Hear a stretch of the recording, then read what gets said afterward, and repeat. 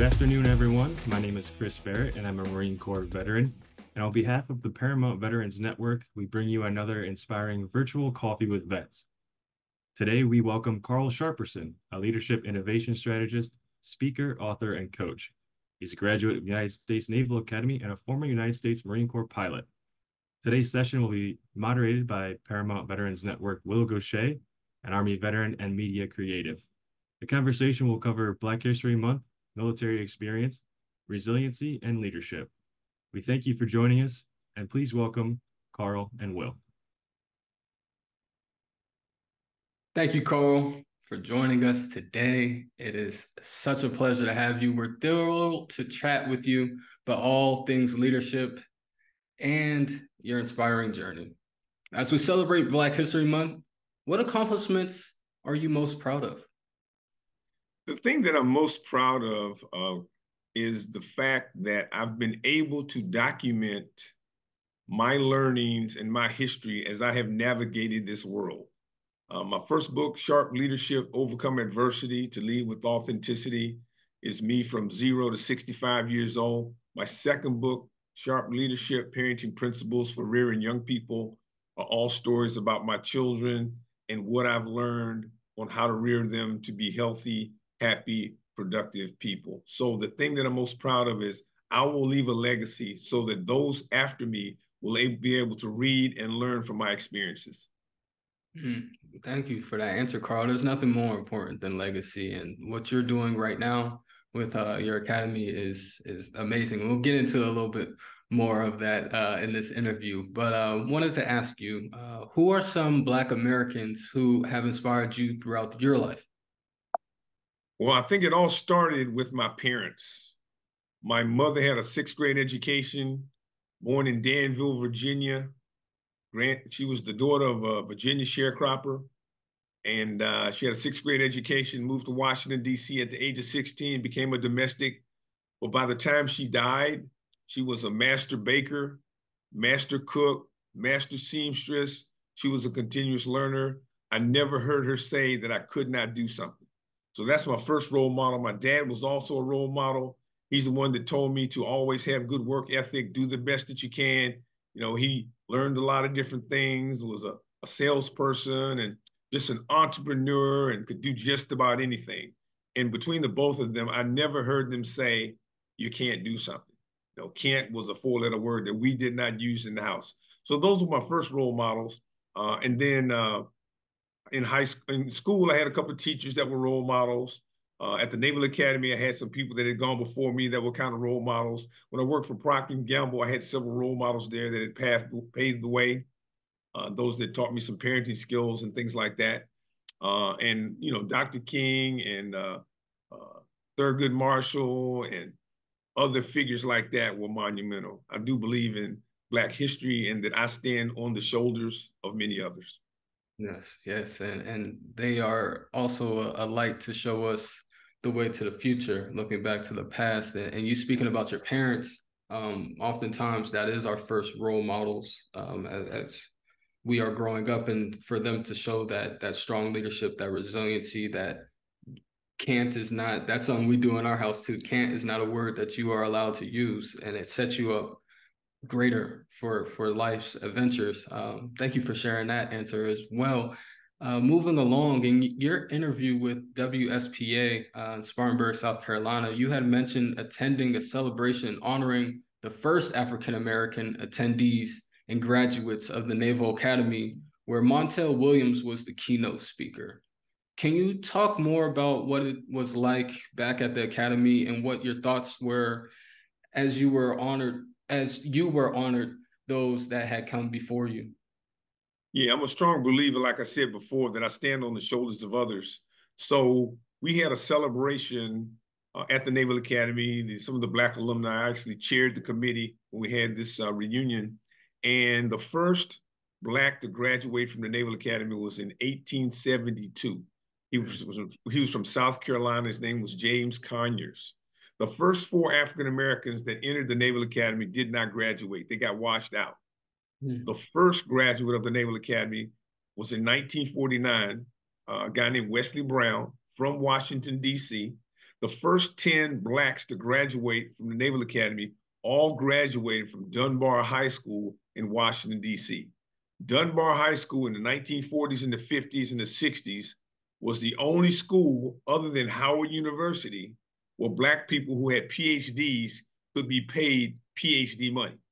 So this think tank there at Dunbar was historic, and it was a lot of great leaders came out of that. But when you think about the first Black to go to the Naval Academy, that person was spat on. I just can't imagine what he went through. So we honored them. And when I entered the Naval Academy in 1972, we came in with 76 black men at the time, because it was only men, and we graduated about 43. And the second class that came in, class after that, came in with like 160. That was the largest class ever at the Naval Academy. Now it's around 40 or 50 now that come in. But in the late 60s, there was a push from the Black caucus to get African Americans in the service academies. So that was a push on that. So I was the only Black in my company when I got there as a freshman. My sophomore year, I was the most senior one.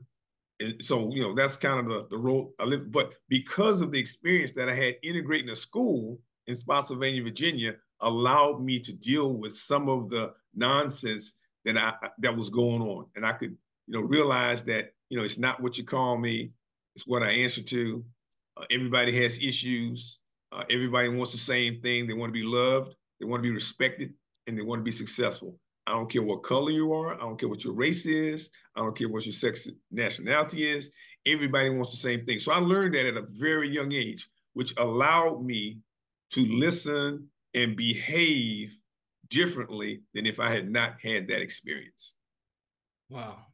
That's and just speaking on a point that you had mentioned earlier about the first Black American to enter into the Naval Academy was in the 1870s, and then you find yourself 100 years later right in that same academy. That has to be a mind-bending experience in itself, and then all the lessons that you spoke about just building upon the rest of your life. And speaking about another piece of your life, how has your passion and drive that you displayed on the football field at Navy correlated into your motivational speaking now?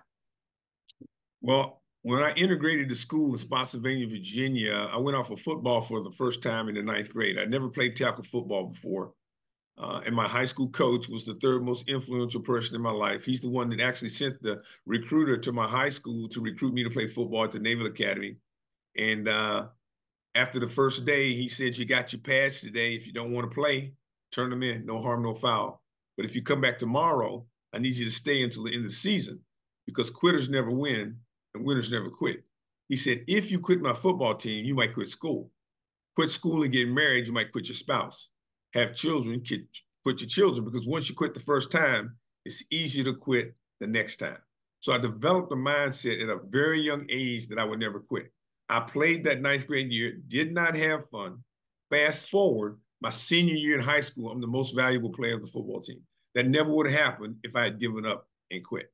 So that's one of the things that I think is very, very important that I learned on the gridiron. At the Naval Academy, when you play football, you got that, plus getting up at 6:30 with everybody else, plus tough academics. So you didn't have a whole lot of time, and I can remember my freshman year at the Naval Academy. And I went to a prep school called Marine Military Academy because I could not get in directly to the Naval Academy because I was not academically competitive.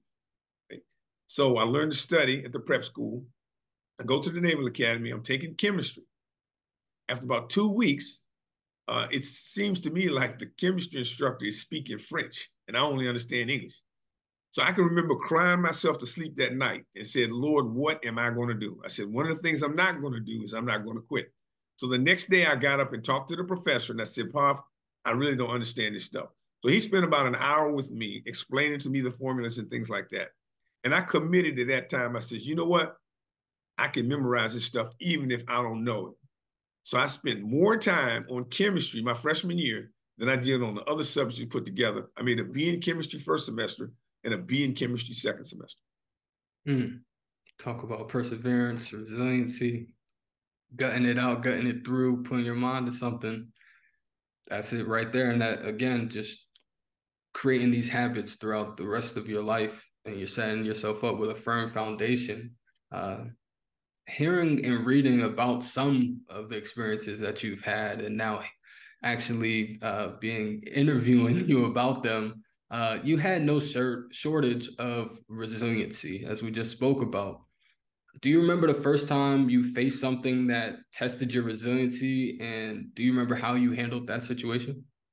Yeah, I think that's the example that I talked about was probably the first. As I go back, um, well, so I grew up in Washington, D.C., where everybody looked like me. And I knew everybody from the time I was born until halfway through the 8th grade. My father moves us to Spotsylvania, Virginia, which is 60 miles south of Washington, D.C. And I integrated school, right? I go to the school where only a few blacks go to, right? And because of that, I was the only one in my class, right? I get called names on the bus and all this other kind of stuff, right? So that was a pretty traumatic experience. So being able to develop a mindset such that it's not what you call me, it's what I answer to that's important. So over time, one of the things that I know is that nobody is going to be able to say something or do something to me and make me go off. Because if I go off, they win. Now, if I do something or say something, it's going to be very, very strategic. And I'm going to assess the situation. So in other words, if you say something to me that's off color, I've already calculated what I'm willing to take for saying something. And sometimes, the right thing to do is to confront. But you got to know when, you got to know how, and you got to be willing to accept the consequences.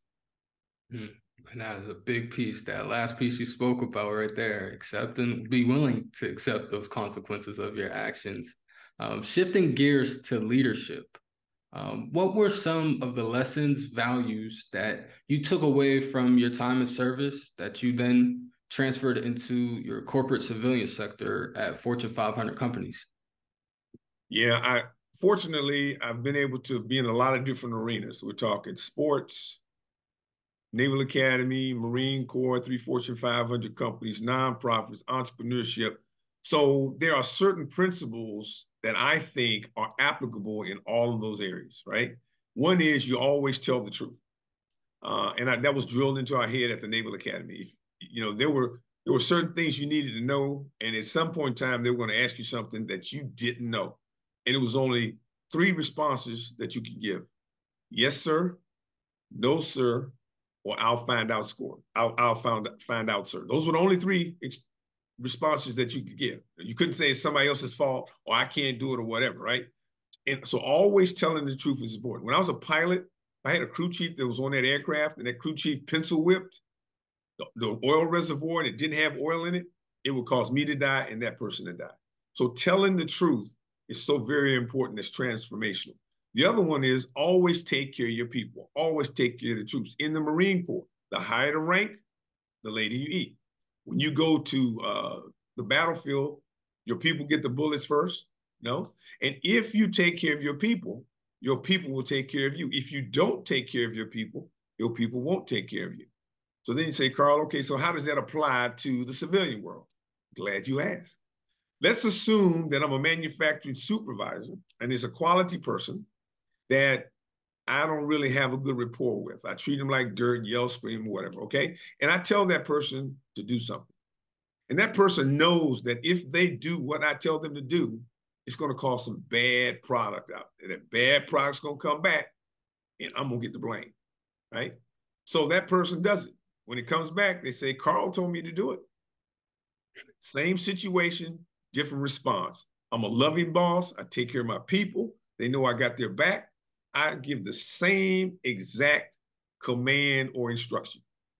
And that quality person says, Carl, I don't think you want to do that for X, Y, and Z. Or even if it goes down and comes back, they will say, it's our fault, not Carl's fault. Okay. So if you always take care of your people will take care of you. The third one is quitters never win and winners never quit. And I gave some examples of what that is. The other thing is, it's all about relationships. One of the things I learned at the Naval Academy was how important it was to have relationships with your fellow comrades, right? And all military branches have kind of a brotherhood. You spend more time with them than you do with your family, you know? And kind of like sports, you develop a mindset, I'm gonna take care of you, you're gonna take care of me. So it's all about relationships. When I was diagnosed with stage 4 non-Hodgkin's lymphoma, 13 years ago, not only was I sick, I was broke. And I reached out to the president of my class, a guy named Kevin, who reached out to a company mate of mine named Keith. Keith put together a GoFundMe program before GoFundMe was in existence. My classmates and alumni supported me for an entire year financially because of the relationships that I had made with them, many of which I hadn't seen in 25 years, right? So relationships are so very, very important. How people get jobs 80% of the time is because of somebody they know. It's all about relationships. And then the last principle I've found over time is I call it faith, family, and friends. Faith in God is the most important thing, right? Family is the second most important thing. And then relationships with friends are the next important thing. So when times get tough, that's my priority. And I've seen it work over and over and over. Tried and true system. Don't go away from it. I know that's right. Thank you, sir, for that. Moving ahead, you created the Sharp Leadership Academy. Tell us a little bit more about that, please. Yeah, the Sharp Leadership Academy is pretty special because what it does is it gives me an opportunity to utilize the gifts that I have. So when I think about what value do I add to a company, an individual, to this world, I have the ability to work with individuals as well as organizations and help them to gain clarity in where they want to go and what they want to do based on the goals that they set. There's a lot of stuff that can be done. When you look at social media and things, it's just a lot of noise out there, right? So, okay, so what do you work on? I believe in the Pareto principle, which says that all the stuff you got going on, 20% of that, if you get the top 20%, it'll get you 80% of the results. So you're always searching through stuff saying, what's the most important thing I can work on now?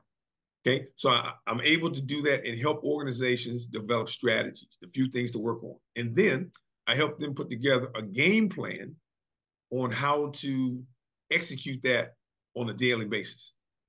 And because of that, I can do speaking and transform an organization. I can do workshops. I can do a team building workshop, strategic planning workshop, diversity, equity, inclusion workshop. And my book opens up people's minds to think differently.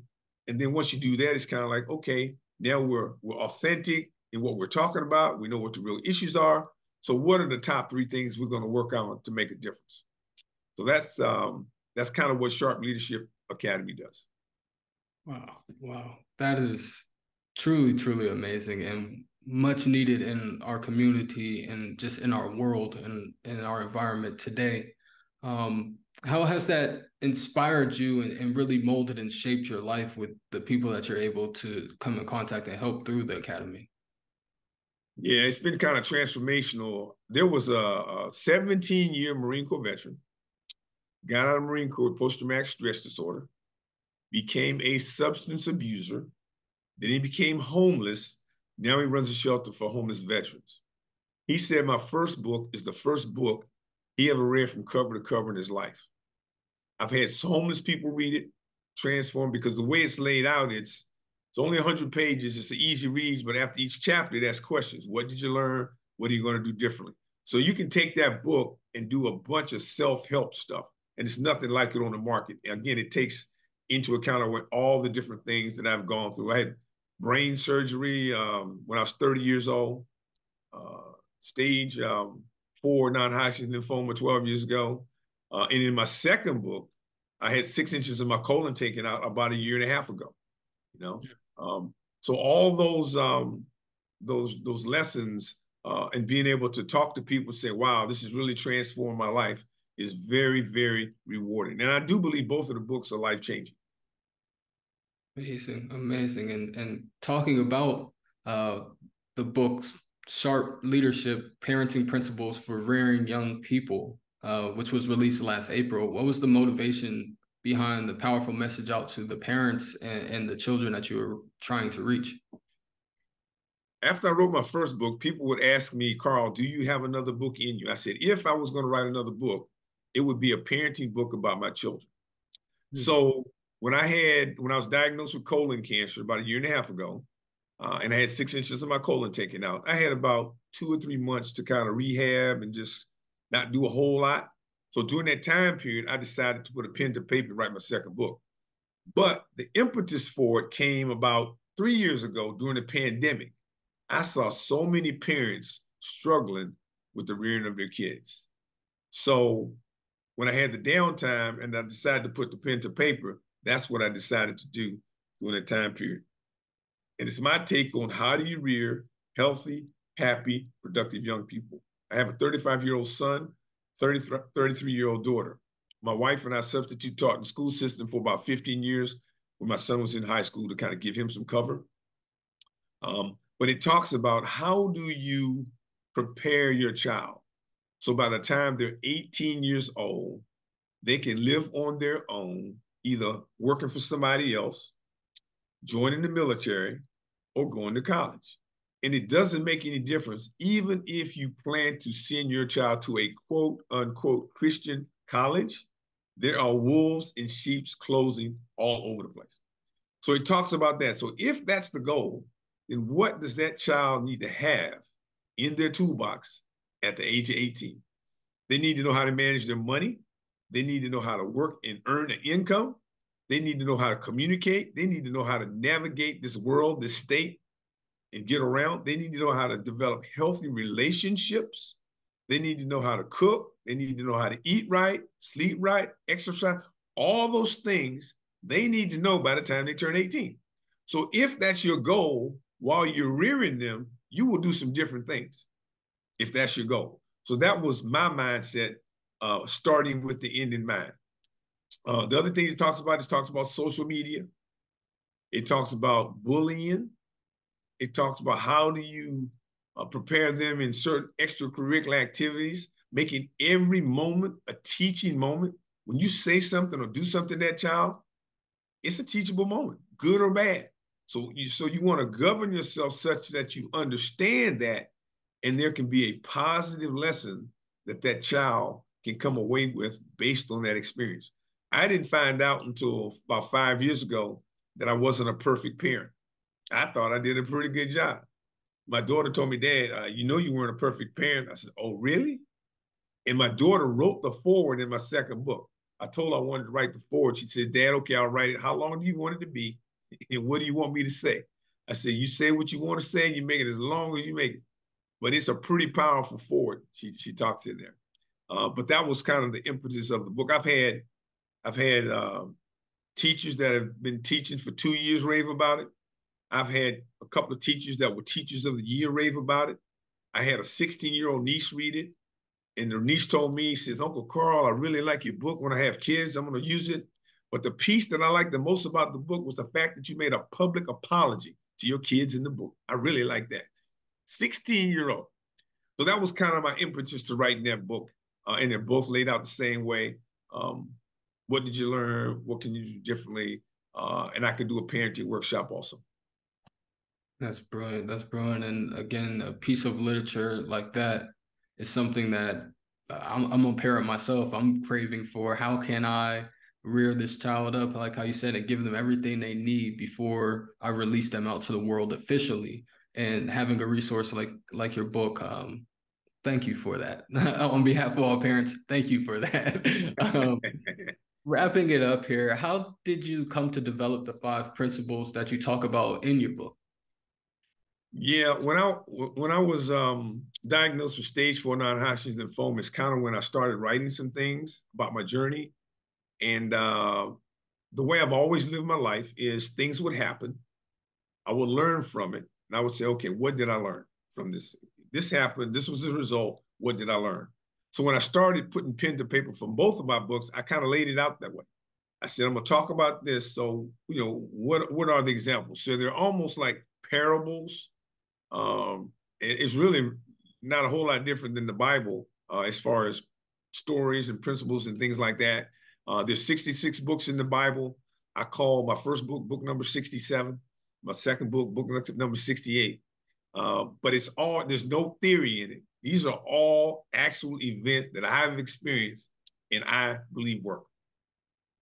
Wow. Wow. There's nothing stronger than personal experience and then sharing it out with the viewers to, oh man, that's just so good. That's just so good. Thank you so much, Carl, for sharing your time with us.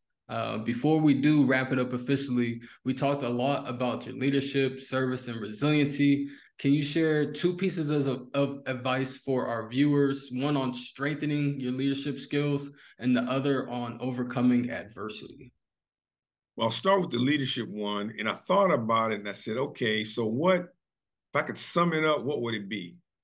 I would say that the most important thing is to be a continuous learner. And part of being a continuous learner is being able to accept feedback.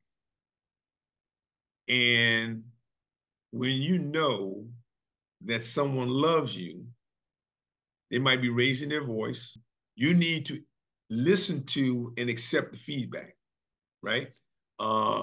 And because if you, the last thing you want is you don't want somebody to say, you know what, I can't tell Carl that because I don't know how he's going to take it.